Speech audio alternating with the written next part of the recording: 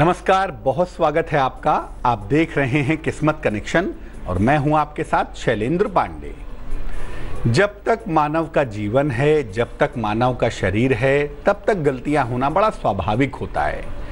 जाने अनजाने गलतियां और पाप होती रहती हैं, लेकिन इस पापों के नाश करने का तरीका भी है ताकि इन पापों का नाश हो, व्यक्ति का मन निर्मल हो, व्यक्ति का मन शुद्ध हो।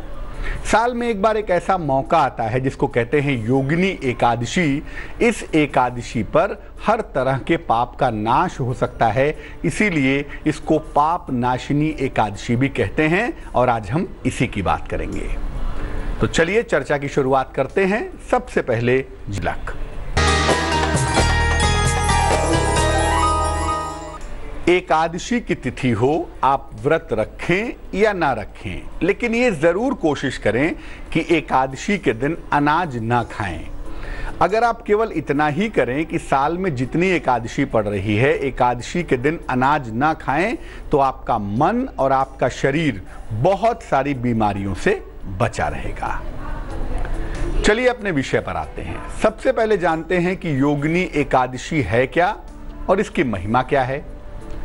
आषाढ़ कृष्ण पक्ष की एकादशी को योगिनी एकादशी कहा जाता है।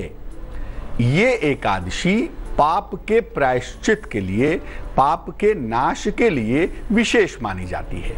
मैं फिर कहूंगा, जाने अनजाने पाप अपराध किसी से भी हो सकते हैं, इसमें भी हो सकते हैं। इस दिन भगवान विष्णु के, श्री हरि के ध्यान से, भजन से और कीर्तन से पापों से मुक्ति मिलती है। कहा जाता है कि अगर इस दिन उपवास रखा जाए, योगिनी एकादशी के दिन, और साधना की जाए तो हर तरह के पापों का नाश होता है, गलतियों की क्षमा होती है। शास्त्र तो यहाँ तक कहते हैं कि पीपल के वृक्ष को काटने का जो पाप है वो भी इस दिन के उपवास और साधना से नष्ट हो जाता है। लेकिन इसका मतलब ये नहीं है कि योगिनी एकादशी लाइसेंस है पाप करने का, कि हर साल पाप करेंगे और योगिनी एकादशी को धो लेंगे। पाप का मतलब ये है कि पाप का प्रायश्चित हो गया, भविष्य में उस गलती को न दोहराएं, इस बात का ध्यान रखें। इस बार योगिनी एकादशी 20 जून को है। बड़ा मौका है, बड़ा अवसर है, इसका पूरा फायदा उठाएं तो अच्छा रहेगा। चर्चा को आगे बढ़ाएंगे, लेकिन फिलहाल वक्त हो गया है आपके राशियों के हाल का। जान लेते हैं मेष, वृष और मिथुन राशि का राशिफल।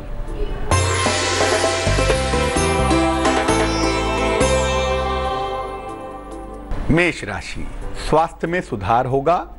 नए नए दायित्व आपके बढ़ सकते हैं, लेकिन अगर प्रयत्न करें तो पुराना रुका हुआ धन भी आपको वापस मिल सकता है।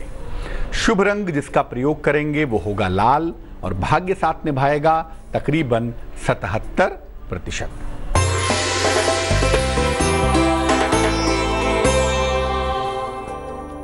वृष राशि, कोई शुभ सूचना मिलेगी आपको, आराम की मुद्रा में दिखाई दे रहे हैं। किसी प्रियजन से मुलाकात होने से आपका दिन बेहतर हो जाएगा। शुभ रंग सफेद होगा और भाग्य होगा 89%।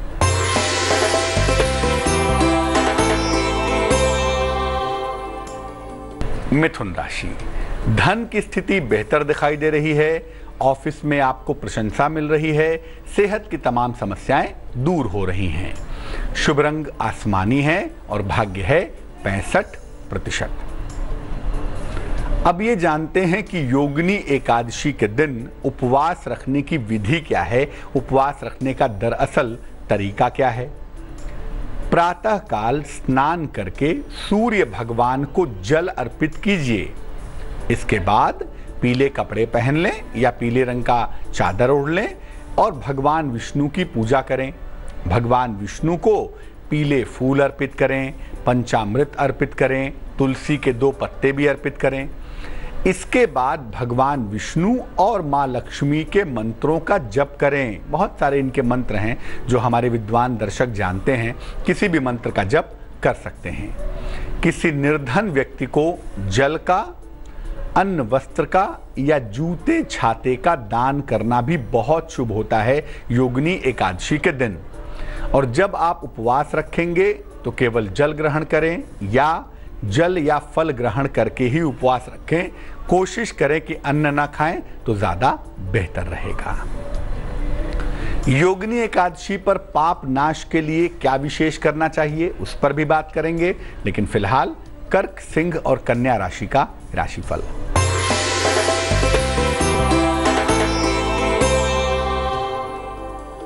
कर्क राशि, पुराने संबंध आपके बेहतर होंगे, रोजगार के प्रयास आपके सफल होंगे, धन, मान और सम्मान की प्राप्ति होगी।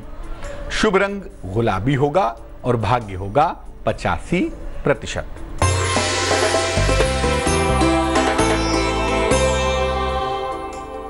सिंह राशि, सेहत आपकी अच्छी हो जाएगी, नौकरी में दबाव से आपको राहत मिलेगी, कोई शुभ सूचना भी आपको प्राप्त होगी। शुभ रंग लाल है और भाग्य है 61%।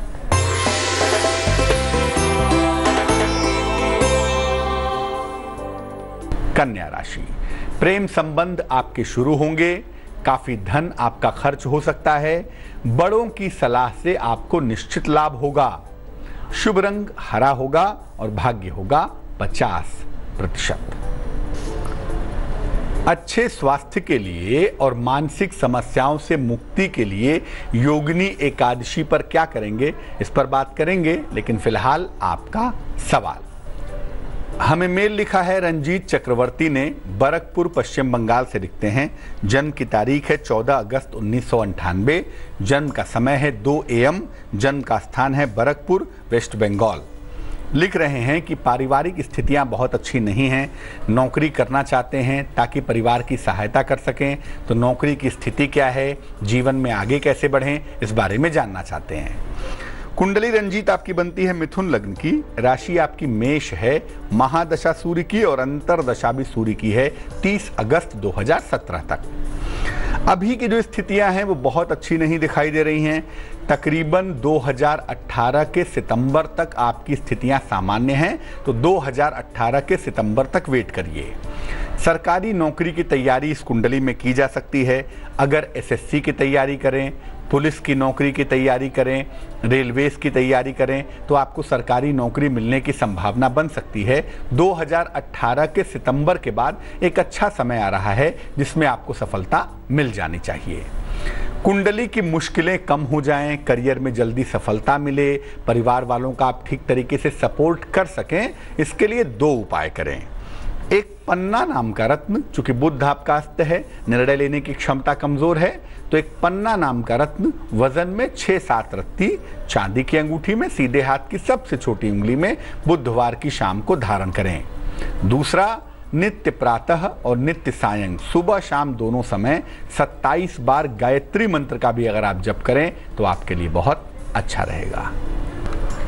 अब ये जानते हैं कि अच्छे स्वास्थ्य के लिए और मानसिक समस्याओं से मुक्ति प्राप्त करने के लिए योगिनी एकादशी पर क्या करना चाहिए।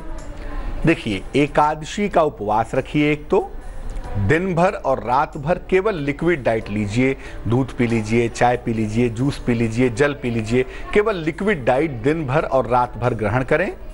जितना संभव हो भगवान शिव की उपासना करें, कम से कम बोलें और क्रोध ना करें। बेहतर ये होगा कि एकादशी की रात को आप नमः शिवाय का जितना जप कर सकें उतना जप करें, तो निश्चित रूप से आपकी मानसिक स्थिति में सुधार होगा, सेहत की समस्या दूर होगी।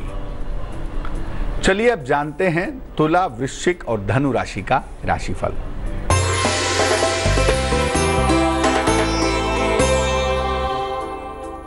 तुला राशि, धन खर्च पर ध्यान दें, सेहत आपकी अच्छी बनी रहेगी, परिवार के तमाम मामले हल होंगे।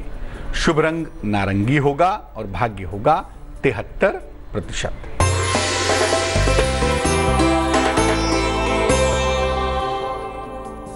वृश्चिक राशि, संतान को सफलता मिलेगी, काम में आपको मेहनत करनी पड़ेगी, आर्थिक स्थिति में सुधार होगा। शुभ रंग पीला होगा और भाग्य होगा 70%।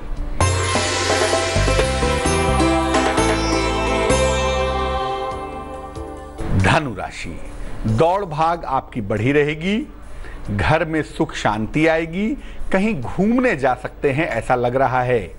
शुभ रंग मरून होगा और भाग्य होगा 65%। अब ये जानते हैं कि योगिनी एकादशी पर पाप के प्रायश्चित के लिए, गलतियों की क्षमा के लिए क्या करेंगे। एकादशी का उपवास रखिए। सुबह और शाम दोनों समय भगवान विष्णु की उपासना करिए। अगर गजेंद्र मोक्ष का पाठ आप करें योगिनी एकादशी के दिन, सुबह भी करें शाम को भी करें तो बहुत अच्छा होगा। नहीं तो शाम के समय, खासतौर से अगर मध्य रात्रि में करें तो और भी बढ़िया है, भगवत गीता के 11वें अध्याय का पाठ करें, आपको बहुत सुंदर फल प्राप्त होगा। और एक पीपल का पौधा योगिनी एकादशी के दिन जरूर लगवा दें। निर्धनों को, गरीबों को अन्न का, वस्त्र का, धन का दान करें और अपने पाप नाश की प्रार्थना प्रभु से करें तो निश्चित रूप से आपकी पापों की क्षमा होगी, पापों का प्रायश्चित होगा। मकर, कुंभ और मीन राशि वालों का वक्त कैसा चल रहा है, आइए जानते हैं।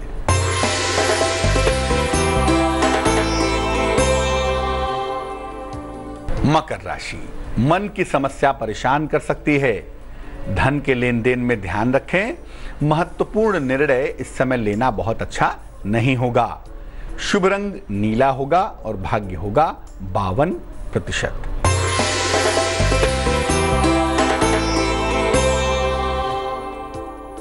कुंभ राशि, दिन भर आपको दौड़ भाग करनी पड़ेगी। खूब खरीदारी करेंगे आप, मान सम्मान भी आपका जरूर बढ़ेगा। शुभ रंग ग्रे होगा और भाग्य होगा 75%।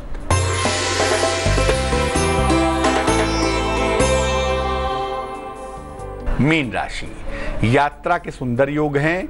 खूब खुश रहेंगे। पारिवारिक संबंधों में सुधार भी होगा। शुभ रंग सिल्वर और भाग्य होगा 82%।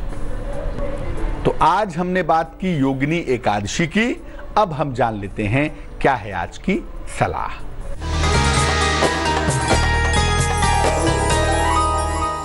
अगर आपके घर के जो बड़े बुजुर्ग हैं वो बीमार रहते हों, लगातार स्वास्थ्य की समस्या रहती हो, तो ऐसी दशा में क्या करना चाहिए।